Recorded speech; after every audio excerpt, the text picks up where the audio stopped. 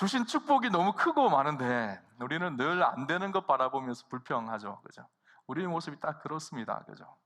하나님은 우리가 감사하는 것을 기뻐하세요. 항상 기뻐하라, 쉬지 말고 기도하라, 범사에 감사하라. 이는 그리스도 예수 안에서 너희를 향하신 하나님의 뜻이니라. 우리 그리스도인의 삶을 보면서 하나님께서 기대하고 원하시는 삶이 있는데 그것이 무엇인가 하면요, 감사입니다. 그래서 하나님께서 감사를 기뻐하세요. 감사를 기뻐하는 이유가 분명합니다. 왜일까요? 감사의 하나님께 감사의 고백을 한다는 그것은요, 어떤 의미인가 하면 하나님의 주권을 인정한다는 거거든요. 하나님이 주인 되심을 한다라는 고백이 감사의 고백입니다. 그래서 하나님은 감사의 고백을 듣기를 원하세요. 그런데 우리는 늘 감사보다 원망과 불평을 많이 하죠. 여러분, 내 삶 속에 원망과 불평의 말이 많은지 아니면 감사의 말이 많은지 한번 잘 보세요. 그죠? 내가 감사의 고백이 내 삶 속에 사라졌다라는 것은요, 여러분, 신앙적으로 굉장히 심각한 위기라는 사실을 아셔야 합니다. 이 문제가 가벼운 문제가 아니라 중한 문제라는 사실을 아셔야 돼요. 하나님께서 이스라엘 백성들을 출애굽하게 하셔서 광야를 지나고 가나안 땅에 들어가게 하셨어요. 가나안 땅에 들어가서 너희가 반드시 지켜야 될 것이 있는데, 그래서 세 번의 중요한 절기를 가르쳐 줍니다. 첫 번째 절기가 유월절이죠. 두 번째 절기가 오순절입니다. 세 번째 절기가 초막절. 이것이 이스라엘 3대 절기입니다. 근데 3대 절기는요, 모두 다 감사와 연관이 되어져 있어요. 유월절은 어떤 절기일까요? 출애굽해서 하나님께서 구원하신 그 구원의 은혜에 감사하는 날이 유월절입니다. 오순절은요, 초실절이라고도 하고 맥추절이라고도 합니다. 그날은 처음 열매를 거둔 것에 대한 감사의 고백을 하나님께 드리는 거예요. 초막절은요, 수장절이라고도 하고요, 또 장막절이라고도 하는데, 이날은요, 모든 열매를 다 거두어 들여서 하나님 앞에 감사의 고백을 드리는 날이 초막절이에요. 그래서 다 이스라엘의 절기는요, 감사절과 연관이 되어져 있어요. 왜 하나님께서 너희가 가나안 땅에 들어가면 이 절기를 지켜라고 그렇게 말씀했을까요? 가나안 땅에 들어가서 하나님을 잊지 않고 하나님을 향한 감사의 고백을 잊지 않기를 원하셨어요. 근데 이스라엘 백성들이 잊었을까요? 안 잊었을까요? 잊었어요. 그래서 이스라엘 백성들이 어떻게 되죠? 구약의 결론은 어떻게 되는가 하면요, 이스라엘 백성들이 가나안의 포로로 끌려가는 것으로 이스라엘의 멸망으로 끝납니다. 근데 그 멸망의 근본적인 이유는 간단합니다. 하나님을 잊었기 때문이, 그리고 감사를 잊었기 때문이에요. 오늘 우리의 삶 속에 이 감사의 고백이 진실하게 내 삶 속에 그리스도인으로 드려지고 있는지를 잘 보셔야 됩니다. 혹시나 나는 감사를 잊어버리고 그렇게 살아가고 있지 않은지. 가벼운 문제가 아닙니다. 오늘 성경에 보면 감사를 잃어버린 9명의 이야기가 기록되어져 있죠. 우리가 너무 잘 아는 본문의 말씀입니다. 10명의 문둥병자 이야기죠. 당시 문둥병은요, 참 비참한 병입니다. 손발이 썩어 들어가서 결국은 비참하게 죽는 병이 이 문둥병이죠. 육신의 연약함 때문에도 힘든 병이었지만 또 힘든 것은 이 병의 특징이 무엇인가 하면 당시에 부정한 병으로 여겨졌기 때문이에요. 이 문둥병에 걸리면요, 마을 속에 함께 공동체 속에 살 수가 없었습니다. 또 가정에 속하여 살 수가 없었어요. 마을 밖으로 쫓겨나가서 그곳에서 동굴에 거하면서 문둥병 걸린 사람들과 함께 어울려 지내야 됐습니다. 그러니까 이들의 마음의 고통이 너무너무 컸던 거죠. 육신의 질병도 힘들었고 또 마음의 질병도 너무너무 컸던 사람들이 문둥병 환자입니다. 마을 밖에서, 진 밖에서 사람들이 주는 음식을 구걸하며 먹어야 됐고, 그 음식이 부족하면 마을을 향해서 무리를 지어 다니면서 큰 소리로 구걸을 합니다. 아마 오늘 본문의 10명이 그렇게 무리를 지어서 다녔던 이유가 그렇게 먹을 것을 구걸하기 위해서 다녔던 것 같아요. 큰 소리로 도와달라고 그렇게 요청을 하죠. 그런데 그때 마침 예수님이 지나가셨죠. 그들도 예수님에 대한 소문을 들었던 것 같아요. 그래서 예수님을 향해서 오늘 성경에 보니까 13절에 소리를 높여 이르되 예수 선생님이요, 우리를 불쌍히 여기소서. 그렇게 소리를 높여서 예수님을 향해서 우리를 불쌍히 여겨달라고 그렇게 부탁을 하죠. 근데 예수님의 말씀이, 거기에 대한 예수님의 대답이 참 특이합니다. 예수님 뭐라고 말씀하시는가 하면요, 우리를 불쌍히 여겨주십시오. 이 말은 우리를 치료해달라는 말이거든요. 그러면 손을 얹고 치료해 주시고 병을 회복하게 해주시고 막 그래야 되는데, 예수님 뭐라고 말씀하시는가 하면 제사장으로 가서 보여라, 그렇게 말씀하십니다. 아직 몸이 치료되지 않았어요. 아직 문둥병이 그대로예요. 그런데 제사장이 가서 보여라는 거예요. 당시 제사장은 의사의 역할을 했던 사람이에요. 그래서 이 사람이 문둥병이 걸렸는지를 확인하고 문둥병에 걸려 있으면 진 안으로 못 들어오게 판단을 해주는 사람이 제사장이거든요. 그래서 이 문둥병에 걸린 사람이 그 문둥병에서 다 나았으면 제사장에게 가서 확인을 받고 다 나았다는 표징을 가지고 그 제사장이 확인을 받고 마을 안으로, 가정 안으로 다시 돌아올 수가 있었습니다. 그런데 아직 문둥병이 그대로 있음에도 불구하고 예수님께서 제사장에게 가서 보여라, 그렇게 이야기합니다. 그 말이 이들에게는 힘든 말이었지만 그들은 믿고 그렇게 순종하며 제사장에게 가죠. 놀라운 일이 일어납니다. 제사장에게 가는 그 길에서 그들의 문둥병이 치료되어진 거예요. 이 너무너무 고통스럽고 너무너무 힘들었던 그 문둥병에서 깨끗이 고침을 받는 놀라운 역사를 그들이 경험하죠. 그런데 중요한 것은 그 다음이었어요. 그렇게 10명의 문둥병자가 다 깨끗하게 치유함을 받았는데 예수님께 돌아와서 감사한 사람은 1명밖에 없는 거예요. 나머지 9명은 다 자기가 가야 될 길을 다 가버렸습니다. 그래서 예수님께서 그렇게 말씀하십니다. 그 9은 어디 있느냐? 그 1명 감사를 하러 온 그 사람을 기뻐하셨고 나머지 9명은 어디 있느냐는 거예요. 그럼 그들이 어디 갔을까요? 제가 말씀을 묵상하면서 제가 이 말씀을 가지고 설교를 사실 몇 번 했었죠. 그런데 이 말씀을 묵상하고 설교를 할 때마다 드는 생각이 도대체 이 9명은 어디 갔을까라는 생각이었었어요. 그런데 어느 날 글을 보다가 이런 얘기가 나오더라고요. 그 9명의 변명이라는 작작 위상의 글이 있는데 이 9명이 어디를 갔을까, 왜 감사하러 안 갔을까를 상상하며 누가 쓴 글의 내용이 이런 내용이 있습니다. 첫 번째 사람은 제사장에게 가서 정밀 검사를 해야겠다라고 생각을 하고 제사장에게 달려갔다는 것입니다. 이게 나은 것이 정말 나았는 것인지 확인하려고 제사장에게 달려간 거예요. 두 번째 사람은 혹 재발 가능성이 있는지도 몰라서 그런다고 이렇게 며칠을 기다렸다가 한번 확인해 보려고, 진짜 나았는지 확인해 보려고 며칠을 기다렸다라는 거예요. 신중론이죠, 그죠? 세 번째 사람은 내 병은 원래 문둥병이 아니었나 보다, 그냥 피부병이었는데 내가 문둥병으로 착각하고 살았나 보다 생각하는 회의론자가 있었다라는 거예요. 네 번째 사람은 내 병은 나을 때가 되어서 나았다라는 거예요. 예수님하고 상관없이 이제 때가 되어졌으니까 낫게 되어졌다는 거예요. 그동안 치료받은 것이 이제 효과가 나타나네 하면서 예수님하고 상관없이 생각을 했다는 것이죠. 다섯 번째 사람은 병 걸리기 전에 가졌던 밭과 재산이 지금 어떻게 되었는지 너무너무 궁금해서 그 재산을 확인하러 뛰어갔다라는 거예요. 이제 빨리 가면 내가 몸이 건강해졌으니까 그 재산을 가지고 일을 해야지 벌 수 있으니까 재산을 확인하러 뛰어갔다라는 것이죠.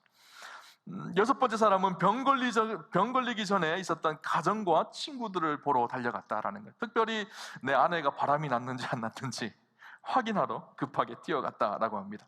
일곱 번째 사람은 그리스도께서 특별히 나에게 해준 것이 없잖아, 그냥 가라고만 했는데 그렇게 생각을 했다라는 거예요.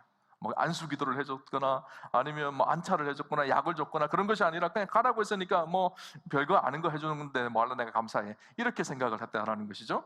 여덟 번째 사람은 예수 말고도 다른 유명한 랍비들도 이런 것이 아마 가능했을 거야 하고 상대적으로 생각을 했다라는 것이죠. 아홉 번째 사람은 이 모습 이대로 내가 갈 수가 없다라는 생각이 들어서 목욕하고 깨끗이 옷 갈아입고 재물을 가지고 하나님 앞에, 예수님 앞에 가야지라고 생각을 했다는 거예요. 그렇게 가려고 생각을 했는데 잊어버리고 다 가지 않았다라는 거예요. 우리의 모습 속에 이런 모습이 없나요? 그죠? 마지막 이 사마리아 사람은요, 그냥 있는 모습 그대로, 상처난 곳에 붕대를 감은 모습 그대로, 자기의 몸이 치료되어지고 회복되어진 그 모습 때문에 가장 감격스럽고 기뻐서 예수님을 보고 싶어서 너무너무 감사함이 커서 예수님께로 달려간 것이죠. 예수님께서는 그 감사를 기뻐 받으셨어요. 그리고 나머지 9명을 바라보시면서 굉장히 섭섭해하시고 서운해하셨어요. 그래서 오늘 본문에 그것이 나옵니다. 17절 18절을 보면 이렇게 기록합니다. 예수께서 대답하여 이르시되 10사람이 다 깨끗함을 받지 아니하였느냐? 그 9은 도대체 어디 있느냐? 이 이방인 외에는 하나님께 영광을 돌리러 돌아온 자가 없느냐 하시고 예수님 굉장히 섭섭하셨던 것 같아요. 그래서 나머지 9명 어디 갔냐? 그렇게 말씀하고 있죠. 오늘 본문을 보면서 제가 깨닫게 된 한 가지는요, 이 기적 속에서 예수님께서 우리에게 말씀하시고 싶으신 것이 무엇인가 하면, 우리가 같은 은혜를 받는다고 하더라도 모두가 다 감사하는 것은 아니라는 사실이에요.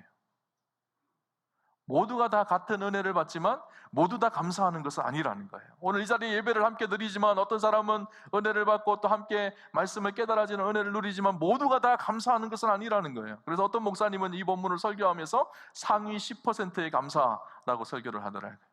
믿음의 사람 10%만 감사하며 살아가는 진실한 그리스도인이다, 그렇게 설교하는 들었던 기억이 납니다.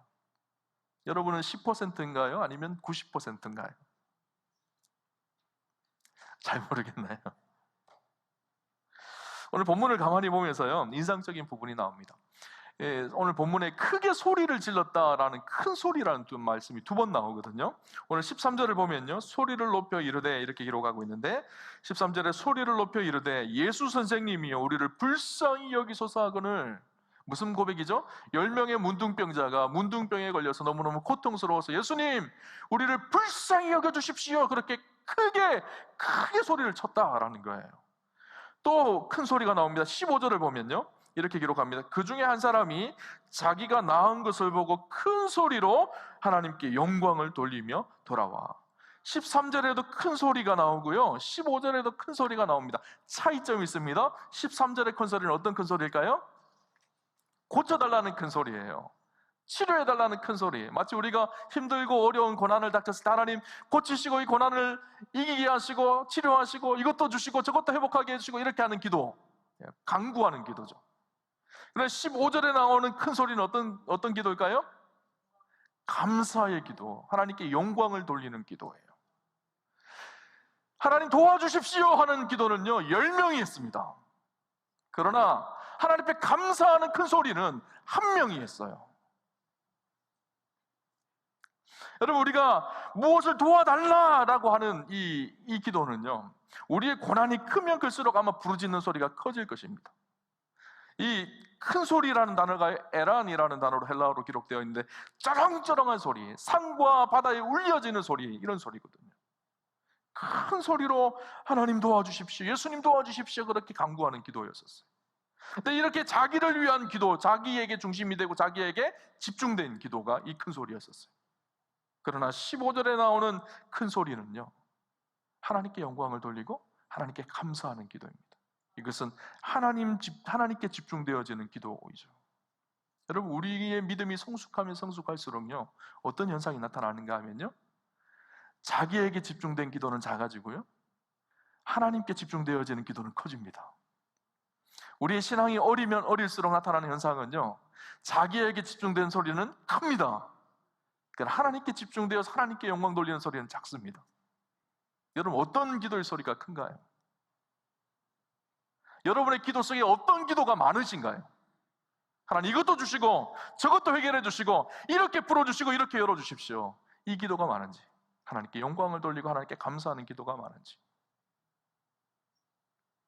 중요한 것은요, 오늘 본문을 통해서 우리가 알 수 있는 우리의 문제는 무엇인가 하면, 기도할 때의 절실함이 응답에 대한 감사로 잘 이어지지 않는다라는 거예요.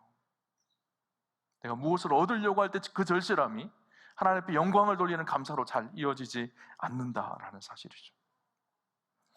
저는 목사이다 보니까 종종 성도님들의 많은 기도 요청을 받게 되어집니다. 그래서 중요한 기도 같은 경우는 제가 잘 적어서 제 포스트잇으로 잘 적어서 제 책상에 이렇게 붙여놔요. 그래서 때가 되어 볼 때마다 그분 위해서 그렇게 기도하거든요. 근데 많은 경우 기도 요청은 많이 들어오는데 그 기도 요청이 어떻게 열매를 맺었는지, 어떻게 이루어졌는지에 대한 이야기는 잘 얘기하지 않으셔요. 응답을 받았다, 이렇게 하나님께서 역사하셨다, 목사님 기도해 주셔서 감사합니다 라고 말씀해 주시면 참 좋을 텐데 그 말씀은 잘 안 하시더라고요. 근데 간혹 저에게 그렇게 말씀하시는 분들이 계세요. 목사님 그때 제가 목사님 기도 부탁을 드렸는데 목사님 기도해 주셔서 이렇게 하나님 응답하셨어요. 목사님 기도해 주셔서 감사해요. 그렇게 말씀하시는 분이 계세요. 그래서 참 기쁘더라고요. 기도하는 것은 목사의 사명이죠. 그런데 기도 응답을 이야기하시든 안 하시든 기도하는 것이 목사의 사명입니다. 그럼에도 불구하고 그렇게 기도 응답하신 것을 이야기해 주면요, 제가 훨씬 더 기쁘고 감사가 되더라고요. 하나님도 마찬가지라는 생각이 들었어요. 하나님 앞에 부르짖고 기도합니다. 하나님께서 놀랍게 응답하시죠. 하나님의 방법으로 최선의 것을 응답하십니다. 그런데 그것에 대한 감사의 고백은 없습니다. 우연히 됐겠지, 때가 돼서 됐나 보다 이렇게 생각을 해요. 여러분, 우리의 기도의 소리만큼 감사의 소리가 커지는 축복과 은혜가 있으시기를 주님 이름으로 축원합니다. 오늘도 중요한 감사의 특징 한 가지가 있습니다. 무엇인가 하면요, 감사는요, 때를 놓치면 감사하기가 힘들다라는 거예요. 감사의 그 은혜가, 그 감격이 오래 가지 않는다라는 거예요. 그래서 바로바로 해야 되는 것이 감사입니다. 오늘 우리가 읽었던 성경 중에 이 9명 중에 어떤 사람은 내가 제사장 만나고 나서 예수님께 가서 감사해야지 이랬던 사람들도 있었을 거예요. 아마 내 아내 만나고 내 가족들 먼저 만나고 예수님께 가서 감사해야지 이렇게 생각했던 사람들도 있었을 거예요. 그런데 그렇게 하면서 감사를 다 잃어버렸어요. 감사는요, 직선적이어야 합니다. 바로바로 하는 거. 직설적으로 하셔야 돼요. 여러분, 사람들에게 이야기할 때 직설적으로 이야기하면 안 되잖아요. 근데 감사는요, 직설적으로 하셔야 돼요. 감사의 은혜가 깨달아지면 바로바로 고백하는 것이 감사여야 합니다.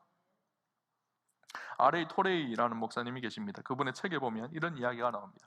미시간주에서 풍랑에 만나서 한 배가 뒤집혔어요. 그곳에 많은 사람들이 빠졌는데 마침 그때 그곳을 지나가던 한 수영 선수가 있었어요. 그 수영 선수가 수영을 하고 들어가서 23명을 구합니다.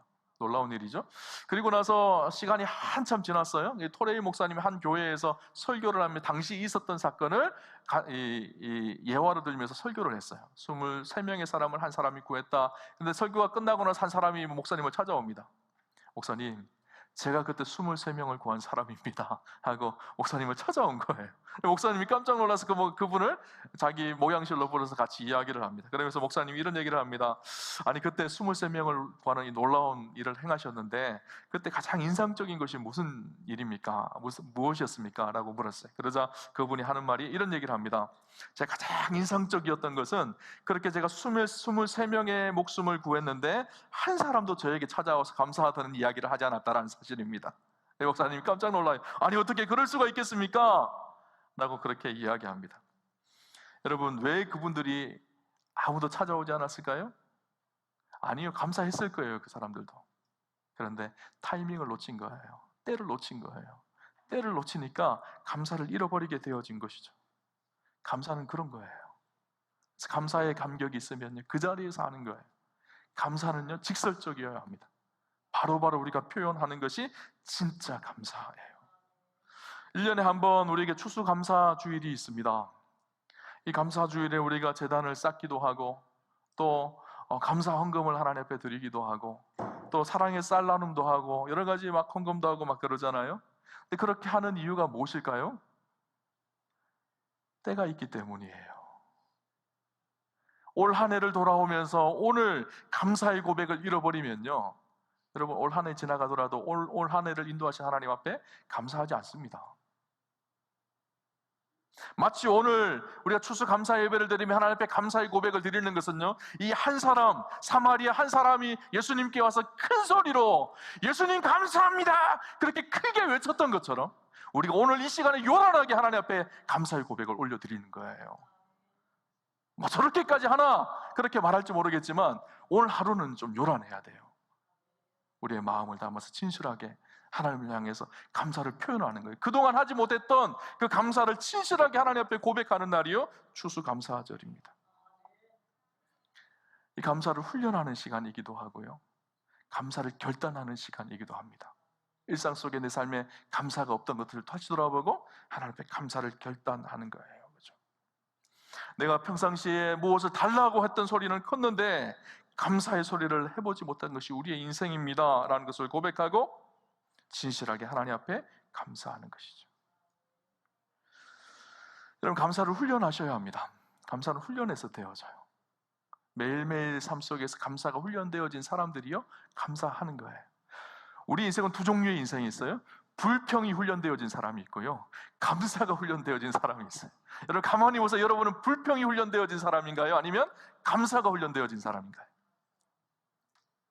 불평이 훈련되어진 사람은요, 아무리 감사한 일이 있어도 계속 불평합니다. 감사가 훈련되어진 사람은요, 불평스러운 일이 일어나도 계속 감사해요. 참 특이하죠.